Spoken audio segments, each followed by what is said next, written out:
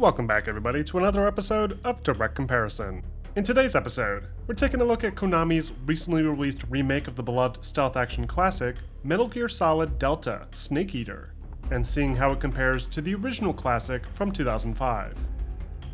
For this comparison, I'm going to be playing both games on the PC, with the graphics settings set to their highest available values at a native 4K resolution. Metal Gear Solid Delta will have DLSS enabled, though I'll be utilizing the native preset, ensuring the highest possible image quality in the game, and features like motion blur will be disabled for the sake of capturing cleaner still images. There are mods already for things like hardware-based ray tracing, though we will be focusing primarily on the game as is. For the original game, I've opted to use the more recent Metal Gear Solid 3 remaster made available on Steam, which itself is based on a Bluepoint remaster of the game released for PS3 back in 2011. There's of course many minor differences between this remaster and the actual original PS2 version of the game that I've discussed at length in my Metal Gear documentary. So if you'd like to explore those changes, I've gone ahead and linked that video in the description and in the pinned comment below. However, for the sake of this comparison, the topics discussed should apply across the board for every version of this classic game, and we'll more broadly discuss things like art direction, model design, color grading, along with many of the visual upgrades Konami incorporated with this latest remake. Alright, so let's kick this comparison off by first talking about the complexity of our character models, using the game's lead protagonist, Snake, as our key reference point. As expected, the presentation of our hero here is far beyond the character's original debut, thanks to the 2 decades worth of graphical innovation and more sophisticated graphic rendering technology available. Back in the day, Kojima, Shinkawa, and the rest of the Konami Computer Entertainment team involved with this game pushed the then aging PlayStation 2 to its absolute limits, expanding on an already impressive baseline model for Snake while injecting him with more personality than ever before. Like most original characters at the time, Snake was modeled by hand and keyframe animated, giving him a cartoony look by today's standards, despite being well ahead of most games during its own time. Fast forward to today, and Delta utilizes new techniques, mainly more sophisticated facial mocap, and more realistic reference models to update Snake's appearance into feeling like a real human being. Despite these new techniques, the development team ensured Snake's wide range of emotions are still reflected in each and every cutscene. And I have to give them credit here, as they made sure to perfectly recapture all these sequences in a way I genuinely didn't expect them to. Even the really bizarre moments like Snake's creepy smile here, or that time when he's way too excited to get that custom 1911, it's all carried over exactly, suggesting the development team made use of the same underlying code, along with the animation frames when recreating the game on the Unreal Engine. Snake's new facial model is different, and it's a little weird to get used to it after so many years of seeing Snake's older, iconic facial design. But it's pretty much what you'd expect a more lifelike Snake to look like. And yes, they did make sure to keep the entire voice cast exactly the same as before, and appear to have reused all the same lines too. When comparing the character model on a more technical level, we can see a lot of fantastic upgrades here. Like I said before, the poly count is massively increased, but you also get much better material renders for things like Snake's clothing, skin, and hair. The hair cards are also more complex and animated now, as are many details like his signature bandana and the straps hanging off of his rear pouch. I also like how they removed the US labels from Snake's kit, which was always such a bizarre design choice considering it gave them no plausible deniability. Another cool detail you'll find with this character, and many others, are the new cuts and scratches that'll appear throughout the game, either as part of the evolving story or dynamically from the gameplay, with things like bee stings, bullet wounds, and burns all showing both in-game and during the cinematics. Animations in-game are also redone as well, which is generally a great improvement as the original game's animations always looked a bit stilted and awkward at times. Snake's default sneak animation, for example, always had him awkwardly hunched forward as he slow-stepped through the jungle. But the remake's version of this is more subtle, while still maintaining that same core concept. You'll also find a lot of the smoother animation work introduced with games like Phantom Pain have been replicated here too, like that transition to a prone stance, and even shooting from a supine position, which not only looks cleaner, but also feels great in gameplay too. offering more flexibility than the original rigid design. There's a lot of other gameplay implications from this to discuss as well, but we'll get to that in a bit. Next up, we have the environments. Snake Eater was a huge deal at the time, as it finally brought players out of those industrial interior settings of the original games and threw Snake deep into the heart of a jungle, requiring all new survival techniques and gameplay mechanics to overcome its many challenges. Initially, the game was built around this sort of aerial panning camera, echoing similar design concepts used in the previous titles. But this was later changed, as the more open-ended environments made this older camera choice more difficult to play with. And so the Subsistence re-release offered a more modernized, player-controlled camera that greatly changed up how the world was viewed as well. But ultimately, because the game was designed from the start with that top-down camera in mind, the environments were detailed a very specific way that didn't necessarily look as good from this new perspective. The jungle floors were purposely left barren in certain spots, as shadow maps and tree canopies above helped to hide those types of imperfections, and lower res textures were helpful for those distant views to maintain smoother performance. Delta, of course, doesn't suffer from these types of limitations, at least not in the same way. The game was built from the get-go around the more modern control scheme, so the entire jungle is rendered at a much higher fidelity. Ground textures look photorealistic, with piles of leaves, branches, and rocks accenting the underlying dirt. Normal mapping assists with this greatly as well, providing a nice uneven surface for these textures, along with more complex geometry across the board thanks to the integration of Unreal Engine 5's nanite tech that massively improves the believability of areas like the caves and canyons later on. Dynamic grass returns, but is more varied, with different plant types helping to give the jungle floors a more believable presence, while still maintaining similar visibility within the world to ensure a consistent gameplay experience. And all those little key details seen in the original are recreated in one way or the other, like these little mushroom caps here, the tree stumps, logs, every structure, and along with it, identical spacing and layouts for every prop that you see. This means that there's no new cover like trees introduced. The gameplay is maintained as closely as possible, so things like this would have compromised that intent. But rear skyboxes and other out-of-bound details are greatly enhanced, ensuring every angle of this jungle is properly realized this time around. This makes moments like the fight with the Fear or the End seem more challenging, at least in terms of its visibility. Albeit, this is balanced out by the massively improved combat controls, so it's hardly problematic and arguably improves those sequences. Interestingly, Konami did opt to maintain the original game's segmented level design, meaning you will still need to run between zones that trigger brief loading screens just as before. And curiously, the animation of Snake running into these areas has been removed, with Snake just standing still as the screen fades back in. But otherwise, these zones are virtually identical, with, again, the exact same spacing between objects, the same core density, and that same intended vibe, only enhanced in a way that appears faithful to the original. Lighting is the big one, as this is where Delta both improves massively over the original, though also seems to deviate the most. If you haven't already noticed, the remake of Snake Eater by default opts for a cooler color grading, providing a more natural appearance for its wide range of vibrant sequences. That being said, the original game's more green hue was a very intentional design decision, not only reflecting the hot jungle atmosphere of the game, but also invoking that sense of nostalgia due to the game being set in the past. Thankfully, for players that preferred that artistic style of the original, the developers here did include what they call a legacy filter for the game, that brings back that green-yellow tone. It's not nearly as strong as the original, but it's certainly closer than the default appearance of the game. As for the lighting tech in place, Delta takes advantage of a lot of the lighting techniques afforded by Unreal Engine 5, most notably Lumen, the engine's real-time global illumination and real-time reflection architecture that provides dynamic light interaction in the environment.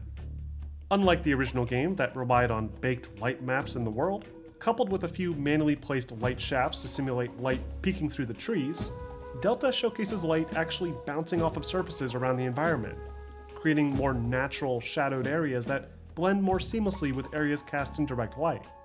Reflections, especially those found in the larger bodies of water, are especially impressive, as they reflect the nearby trees and wildlife convincingly, as opposed to the previous planar reflections of the original.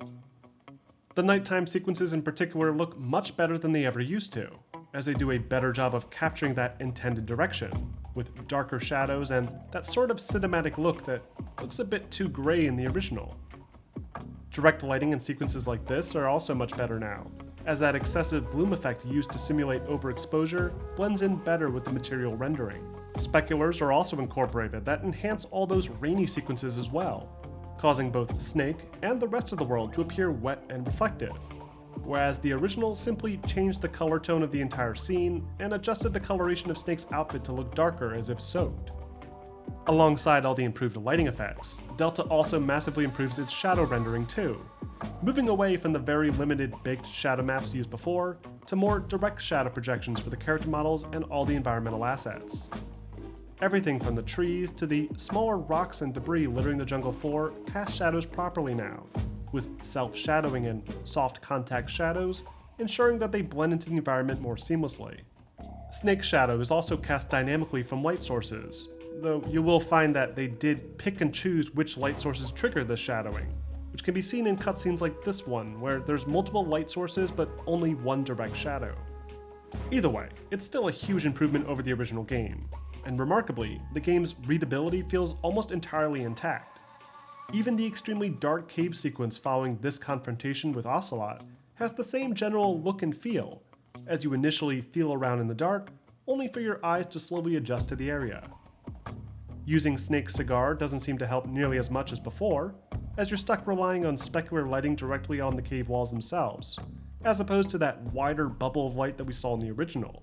But the dynamic lighting from the torch showcases just how well direct lighting and shadow interacts in spaces like this when stacked up to the more dated lighting used before. Finally, we have our effects. Metal Gear Solid Delta has a slew of impressive effects that massively improve an already fantastic experience. Right away, one of the first effects that I noticed in this remake was that Snake will get covered with debris now, especially when traveling through tall grass and bushes. These particles will cling to Snake's outfit and slowly fall away afterwards, which is a nice touch. Then there's the mud effects seen here, that not only feature new ground deformation along the edges, but will also coat Snake's uniform in a wet, specular mud effect too, mirroring a similar but less sophisticated detail shown in the original. Water rendering is of course more advanced, with superior surface level reflections as discussed earlier, but also improved surface rendering animations, textures, and player interaction. The explosions are improved a great deal too, with dynamic lighting and even temporary environmental scarring, along with higher fidelity fireball alphas. The nuclear explosion during this cutscene in particular is a welcome improvement, as the original's ribbon-like fire effects have not aged well at all. Fire rendering is massively improved alongside this, with more realistic animation loops and dynamicism that enhances the look of things like Snake's torch. And other effects like particle density, especially during very particle-heavy moments like this one, is massively increased, helping to fully deliver on the promise of Snake's bizarre journey through the Russian jungles. Now, before we get into a few of our sound comparison samples, I do have a few thoughts on the changes made to the gameplay as well, as there are a few that massively change how this game works. First, there's the reworked movement controls that I hinted at earlier. This is a big one, as the original Metal Gears, while incredible for the time, may not have aged as well in terms of player movement and control. Trying to sneak up on enemies was particularly frustrating at times, as you were stuck moving extremely slow in order to avoid making a noise. The remake still requires that you move very slowly, but they've introduced the ability to move while crouched now. That not only reduces your visibility a bit, but makes it a little easier to maintain the correct movement speed to avoid making too much sound. These changes are generally a good thing, though there are a few times where the smoother animations and transitions did get in the way slightly, as Snake feels a bit less responsive now, and sometimes will get caught on environmental assets that weren't clearly visible due to the more zoomed-in style of the chosen camera. One of the best improvements to the gameplay, though, is the rework to the combat design. Classic Metal Gear games were extremely combat-heavy, yet still featured very generic, auto-locking combat systems due to the overhead camera style. This changed with Metal Gear Solid 2 and 3, where a new precision aiming camera was incorporated on top of the traditional one. Though this was never necessarily ideal when in a firefight, as you were stuck standing out in the open, awkwardly aiming down sights without any ability to move. With MGS 4 and 5, a more modern, over-the-shoulder view had been incorporated in addition to the ADS precision aiming from before, that allowed for a wider range of movement while aiming and firing. This has been introduced into Delta as well, and feels more akin to what you'd expect in a third-person action game, and makes combat considerably more enjoyable as a result. However, it also makes the game considerably easier too, as you're able to quickly dispatch enemies in ways that just weren't realistically possible before, not without a lot of practice at least. To balance this, the developers added in bullet drop to things like the tranquilizer darts. It's not that hard to get used to this drop, and before long, you'll be able to hit targets consistently in the head. Though it's a nice change as it gives the standard M1911 more value to players that prefer a non-lethal playthrough, as it could be used to hit non-human targets like animals or environmental triggers with more accuracy. For close quarters combat, Delta handles things about the same as the original, though Snake's range of takedown animations has been expanded, and things like grabbing enemies feels more streamlined, making interrogations and holdups easier to understand for new players while still maintaining that core functionality. Another great quality of life improvement added with Delta are the hotkeys for both the radio and the camo swapping. This allows you to select from a variety of camo combos with their camo ratings clearly visible on the fly, without having to jump into a menu like before. However, not all camos are visible on this list at all times, so if you need a specific camo, you'll still need to access that menu just like before. Other than those features, and some of the other small additions like new hidden collectible ducks, video reels on guards and other secrets, Delta should play about the same as you remember, with all the same enemy behavior, boss fights, secrets, and snake eating intact. And if you prefer a more classic feel, the developers even included a traditional legacy camera and control scheme as well. It would have been nicer to be able to swap to this on the fly with a hotkey, like with the Bluepoint remaster, but it's nice to have it included nonetheless. Finally, let's wrap up with a brief sound comparison. Which game do you feel has the superior audio quality and design?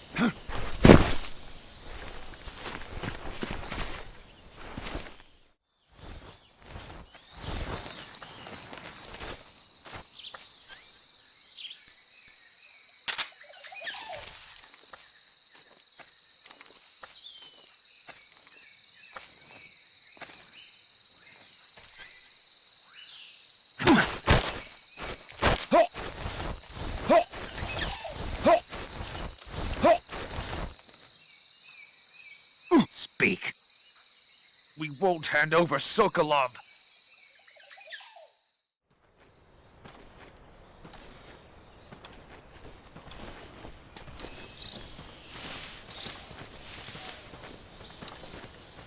Huh?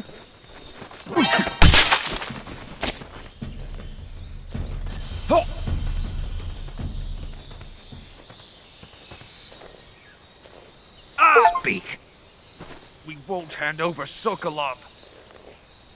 Speak. Let go of me.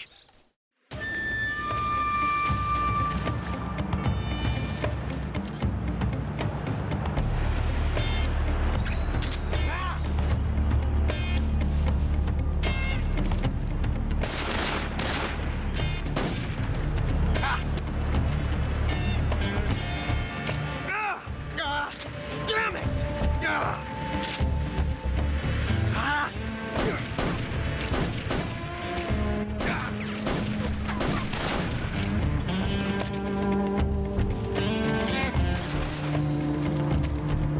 You won't get away from me!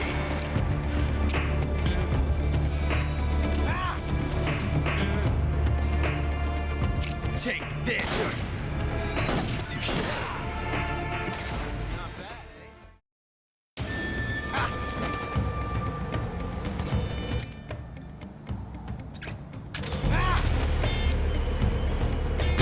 Back you up! Shoot him! Hold your fire!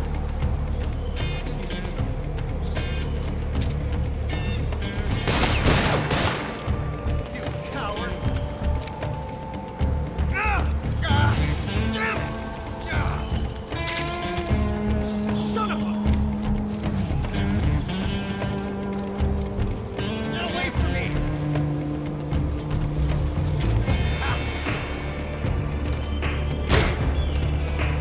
Touche.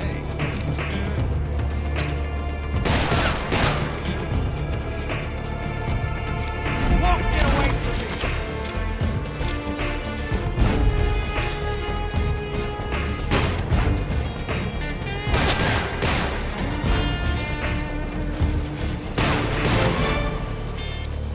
I see you!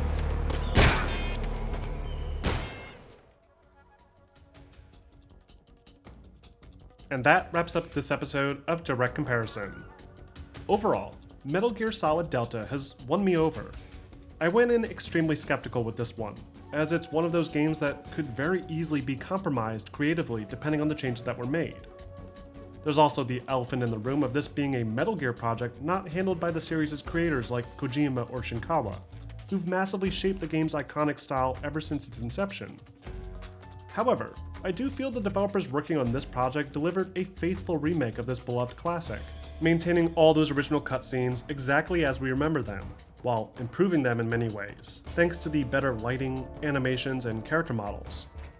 Gameplay systems feel much better now, thanks to improved aiming control and movement, while new features like additional secrets and the ability to track those secrets from the pause menu make returning to this game for the upteenth time feel fresh all over again.